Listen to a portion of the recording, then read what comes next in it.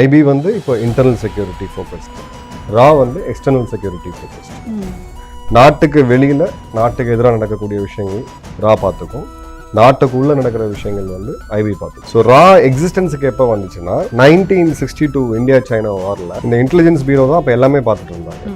External internal எல்லாமே அவங்க தான் பார்த்துட்டு இருந்தாங்க. இன்ஃபேக்ட் மிலிட்ரியும் அவங்க தான் பார்த்துட்டு. ஸோ சைனீஸ் ட்ரூப் அங்கே வந்து அருணாச்சல் பிரதேஷ் அந்த இடங்களில் அவ்வளோ ட்ரூப்ஸ் உள்ளே வந்து ஒரு 50,000 பேருக்கு மேலே வரும்போது அந்த அன்னைக்கு இருந்து ஐபி வந்து சென்ஸ் பண்ண தவறிட்டாங்க, அதை கணிக்க தவறிட்டாங்க.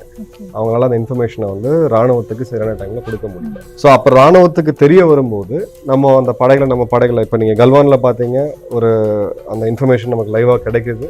உடனே இந்தியா வந்து ஒரு 75,000 வீரர்களை வந்து அங்கே கொடுத்து நம்ம மேட்ச் பண்ணிட்டோம். அதனால தான் அந்த கலாஷை வந்து நம்மளால் தடுத்து நிறுத்த முடியும். பட் அன்னைக்கு பார்த்தீங்கன்னா ரோட் கனெக்டிவிட்டி எல்லாமே ரொம்ப வீக், ஒரு 7-8 நாள் அவங்க போய் சேர்றதுக்கு. ஸோ அப்படிப்பட்ட சூழ்நிலையில் தான் இன்ஃபர்மேஷன் ஃபெயிலியர் அப்படின்றது, இன்டெலிஜென்ஸ் ஃபெயிலியர் அப்படின்றது ஒரு முக்கியமான லெசன் நமக்கு கிடைச்சது. அதுக்கப்புறம் அன்னைக்கு இருந்த பிரதமர் இந்திரா காந்தி அவர்கள் என்ன பண்ணாங்கன்னா, இல்லை இதுக்கு தனியாக ஒரு அட்ரஸ் பண்ணுறதுக்கு, இந்தியாவோட எக்ஸ்டர்னல் செக்யூரிட்டியை அட்ரஸ் பண்ணுறதுக்கு நிச்சயமாக தனியாக ஒரு ஆர்கனைசேஷன் வேணும். அப்போ தான் அந்த தான் வந்து ராவோட எக்ஸிஸ்டன்ஸ் 68 வருது. ஸோ ராவோட எக்ஸிஸ்டன்ஸ் வரும்போது அந்த ஒரு ஃபார்மேஷன் கிரியேட் பண்ணி அன்னைக்கு தேதிக்கு ஒரு 30 கோடி ஃபண்ட்ஸ் அலாட் பண்ணாங்க. அது எவ்வளோ பெரிய பணம்ன்றது நீங்கள் யோசிச்சு பாருங்கள். ஸோ இந்தியாவுக்கு வந்து செக்யூரிட்டிக்கு அவ்வளோ தேவைகள் இருக்குது அப்படின்னு பிரித்தாங்க.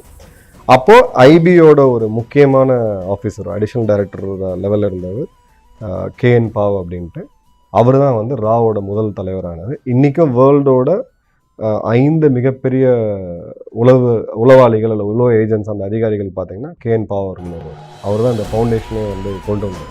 இப்போ இன்னொரு சைடு ISI பாகிஸ்தான் எடுத்திங்கன்னா, ISI வந்து இன்டெலிஜென்ஸ் பார்த்தீங்கன்னா ஒரு இயக்கத்தை வந்து உருவாக்கி அதை இன்னைக்கு ஷேப்பில் இருக்குது அப்படின்னா அமெரிக்காவோட சப்போர்ட் எக்கச்சக்கமாக இருந்துச்சு. பட் ராக்கு வந்து அந்த மாதிரி கிடையாது. ரா வந்து நம்மளோட ஓன் இதில் சில இடங்களில் அமெரிக்கன் சப்போர்ட் நமக்கு இருந்தாலும் பல நாடுகள் ரஷ்யாவோட சப்போர்ட் ஒரு காலத்தில் இருந்துச்சு. பட் அதோட அந்த எவால்வேஷன் பார்த்தீங்கன்னா நம்மளா உருவாக்கி நம்மளா அதில் கற்றுக்கிட்டு அது வந்தது தான் வந்து ரா.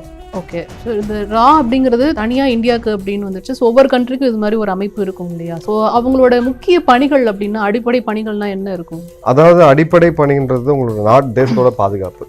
ஸோ அந்த பாதுகாப்புக்கு பல விதமான அச்சுறுத்தல்கள் வரலாம். ஸோ இராணுவ நடவடிக்கை, இன்னொரு நாடு நம்ம நலவில் படையெடுத்து வருது, அதை எப்படி தடுக்கிறது, அந்த நாட்டுக்குள்ளேருந்து எடுக்கக்கூடிய சில முக்கியமான இன்ஃபர்மேஷன்ஸ், இதெல்லாம் வந்து ரா பார்த்தது. அடுத்தது வந்து உங்கள் மேலே தொடுக்கப்படுற ப்ராபகண்டா வார்ஃபேர், ஒரு நாட்டோட ஒரு பெர்செப்ஷன் சேஞ்ச் பண்ணுறது, உள்ளுக்குள்ளே கலவரங்கள் நிகழ்த்துறது. இப்போ இதெல்லாம் வந்து ஃபாரின் ஏஜென்சிஸ் நிறையா பண்ணுவாங்க. ஸோ அந்த மாதிரி இதை எப்படி தடுக்கிறது அப்படின்ற ஒரு இது இருக்குது. ஸோ வெளிநாட்டிலேருந்து தூண்டப்படக்கூடிய டெரரிசம், பாகிஸ்தானாக இருக்கட்டும், சைனாவாக இருக்கட்டும், இந்த நாடுகள் இந்தியாவுக்கு எதிராக நேரடியாக ஒரு யுத்தம் செய்யாமல் ப்ராக்சி வார் அப்படின்னு சொல்லக்கூடிய டெரரிசம் கையில் எடுத்து பண்ணும்போது ஆப்கானிஸ்தான், பாகிஸ்தான் போன்ற நாடுகளில் தீவிரவாதிகள் இங்கே வராங்கன்றது நம்ம எல்லாருக்குமே தெரியும். ஸோ அந்த மாதிரி இதை எப்படி இது பண்ணுறது. அதுக்கப்புறம் வந்து உங்களுக்கு இன்டர்னலாக நடக்கக்கூடிய இது மும்பை குண்டுவெடிப்பு, ஒரு பெரிய குண்டுவெடிப்பு நடந்துச்சு. ஸோ அந்த மாதிரி விஷயங்கள் வராமல் எப்படி தடுக்கிறது, அதை யார் பிளான் பண்ணுறாங்க, இந்த மாதிரி இது விஷயங்கள். அப்புறம் இந்தியாவோட தகவல்கள் வெளியில் போகாமல் பார்த்துக்கிறது, இதுவும் ராவோட வேலை தான். இப்போ இந்தியா முக்கியமான சில மிசைல் டெக்னாலஜிஸ்லாம் இருக்குது நம்மக்கிட்ட. அந்த டெக்னாலஜிலாம் வந்து அதை சீக்ரெட்டை உடைச்சி இந்தியாவில் அவங்க வெளிநாட்டு ஏஜென்சிகள் நம்ம மக்களை உளவாளிகளாக மாற்றி அந்த சீக்ரெட் எடுக்கும்போது அதை எப்படி தடுக்கிறது அப்படின்ற மாதிரி